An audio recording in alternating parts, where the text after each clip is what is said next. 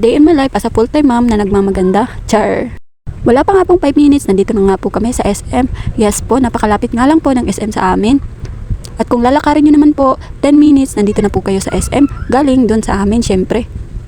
At sa sobrang bilis nga po ng panahon, malapit na pala mga mi magpasukan. Buti na nga lang, yung baby ko hindi pa mag-aaral kasi nasa 2 years old pa lang po siya.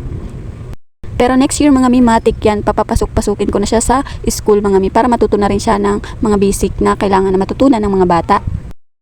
For this time mga mi, pansamantala, ako na muna yung teacher-teacheran niya na nagtuturo sa kanya ng mga simpleng bagay. O siya, nandito na pala kami sa SM mga mi, di ba? Ang bilis lang.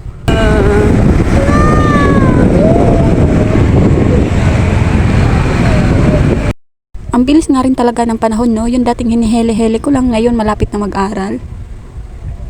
At alam naman natin na darating yung panahon na may kanya-kanya na silang pamilya, kaya dapat sulitin natin yung mga oras na kasama pa natin yung mga anak natin. At sa mga nagtatanong, yes po, lumaki po ako sa probinsya sa Camarines Sur. Ang naaalala ko nga lang po, year 2019, simula nung lumabas po ako ng Maynila. At dito na rin po ako nakakilala ng makakasama ko sa buhay. At nagkaroon na rin po ako ng isang anak. Bihira nga lang po ako umuwi sa amin. Kaya sobrang namimiss ko po yung simoy ng hangin doon, yung mga huni ng ibon. Nakakamiss talaga yung buhay probinsya, no? Ibang-iba sa pamumuhay dito sa Maynila. O siya, nandito na pala kami. Dito na lang muna tayo. Antayin natin si Papa. Come on. Bye-bye pa. Mag-parking na siya guys. Pasok muna kami sa loob. Wala na kami talagang sabon sa bahay. Wala na kaming shampoo dun. Halos lahat wala na. Kung bibili naman sa tindahan ng patingi-tingi ay mas mapapamahal sa bilihin. Kaya punta na muna kami dito sa SM. Sobrang dami ko pa pong gustong ikwento sa inyo, pero sa punto na to, ibitinin ko muna kayo. Entrance guy. Antayin muna namin yung isa dito sa labas. May nagro-ronda dito lagi na ng mga guard. Ang tagal naman yung isa. O siya, sobrang excited na nga po yung bata na pumasok sa loob ng SM. Alam nyo ba yung feeling mga mina, pag masaya yung anak mo, ay magiging masaya ka na rin. Yun yung nararamdaman ko tuwing yung baby ko nakikita kong masaya. Sa entrance pa nga lang ay sobrang excited niya na. Tingnan nyo naman, sobrang ligalig na. Ayan nga po at inaya na siya ng papa niya na umakyat. Bakas talaga sa mukha niya yung kasiyahan na nararamdaman niya sa tuwing kami ay lalabas ng bahay o kaya naman ay may bibilhin. Huy, sino to? Ay, ako pala to, Eme. O siya, nagdali-dali na nga po kami maglakad para pumunta din sa store at medyo may kagabihan na nga rin po sa punto na to. Araw-araw talaga madaming tao dito sa SM, kahit hindi weekend, sobrang daming tao.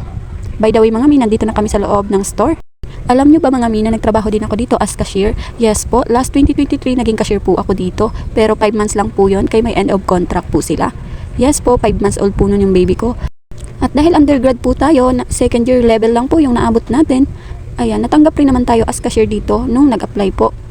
Sobrang tuwa ko nga rin po no, nung tinawagan ako ng HR na pwede na rin daw po ako mag-training.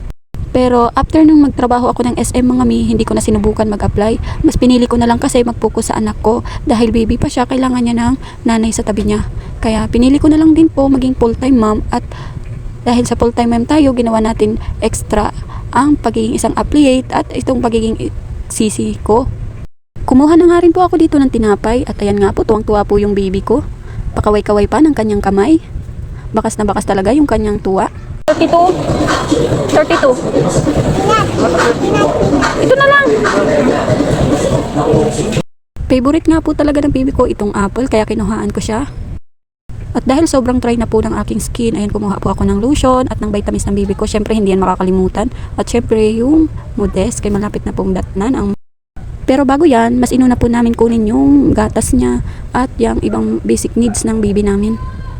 At dahil tapos na po kami sa pamimili ng mga kailangan namin sa pang-araw-araw, ito nga po at dito na kami sa counter. Nagulat nga po ako bakit nakasara yung ni ate counter, wala naman siyang customer. Pati ho siya nagulat din bakit doon nakasara yung kanyang counter. Kaya dali-dali niya na lang binuksan. Nagtatanong nga siya dyan kung may kasama daw po bang magpapadiscount, pero ang sabi namin wala po.